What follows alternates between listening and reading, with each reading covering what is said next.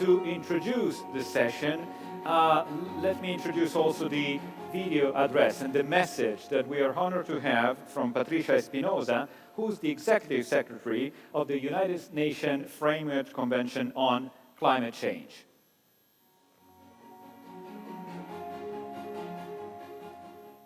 Thank you for your kind invitation to say a few words at this important gathering. I know full well the amount of effort that goes into summits such as this one. So let me first thank and acknowledge all the hard work put in by the summit organizers and co-chairs, ISPI and Bocconi University. Dear colleagues, COP26 in Glasgow will begin in just 3 weeks' time, and I have been asked to speak about whether the time is ripe to achieve an ambitious result. The short answer to that is absolutely yes. The world has no alternative but to make it a success. This COP is nothing less than a credibility test for global efforts to address climate change. So, what will success in Glasgow look like? I will break it down into 4 steps. First, it is vital that parties fulfill their pre-2020 commitments. Doing so will be a key factor in the ultimate success of our deliberations. To that end, a roundtable on the pre-2020 agenda will be held at the conference. A central discussion point at the COP will be the provision of financial support to developing countries, especially in relation to the goal of mobilizing $100 billion annually by 2020. That pledge was made over 10 years ago. It's time to deliver in full. We need to see the pathway. And of course, we continue to call upon all nations to submit more ambitious and higher quality NDCs.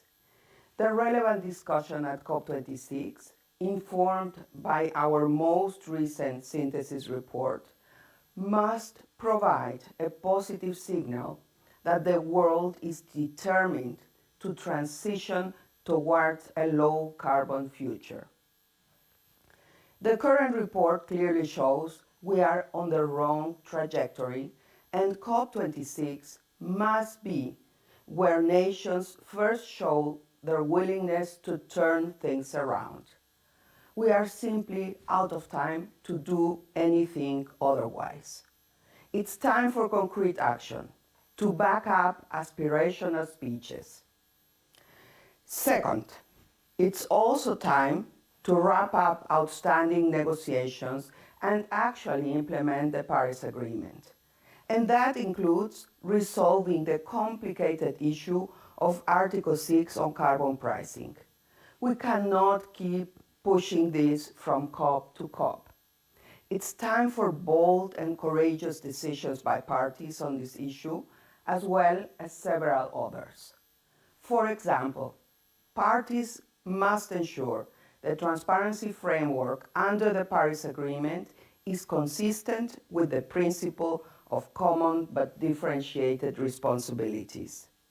They must also advance work in areas related to adaptation, resilience, and loss and damage. The Paris Agreement established a global goal on adaptation to strengthen resilience and reduce vulnerability to climate change.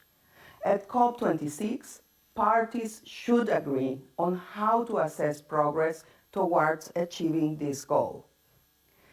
Technical issues may not capture the headlines, but they are crucial, absolutely central to whether the world implements the Paris Agreement and gets off our current path of destruction.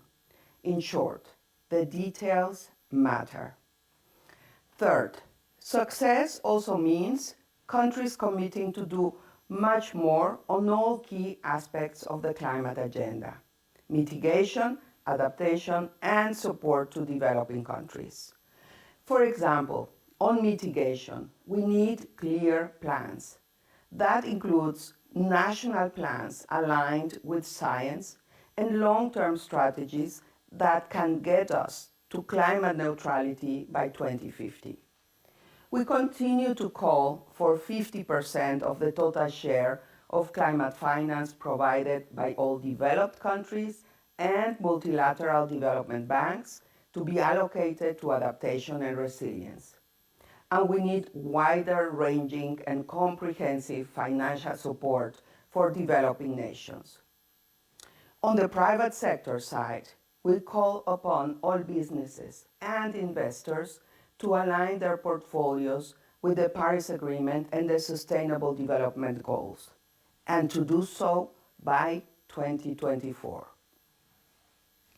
Finally, and perhaps most critically, success means ensuring that no voices remain unheard, nor viable proposals left on the table.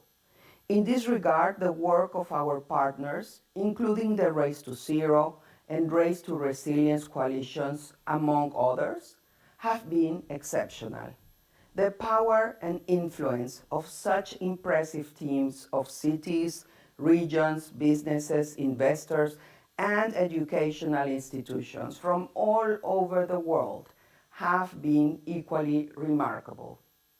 This is inclusive multilateralism at its finest and remains fundamental to reaching our climate goals. So there you have the 4 steps required for us to declare COP26 a success. It won't be easy. The issues are technical, complex, and difficult to solve, but they cannot be allowed to become obstacles, much less excuses, that prevent us from achieving the overall goals already agreed to by the signatories to the Paris Agreement. The time has come for leaders to compromise. Just as with COVID, nations cannot wall themselves off from the ravages of climate change.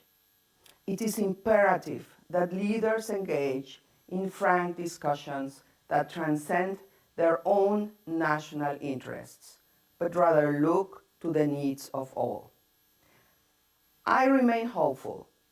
Countless thousands of state and non-state actors alike are working incredibly hard to get all sectors of society, public, private, and civil society, to take the necessary action required to reduce greenhouse gas emissions to net zero by mid-century.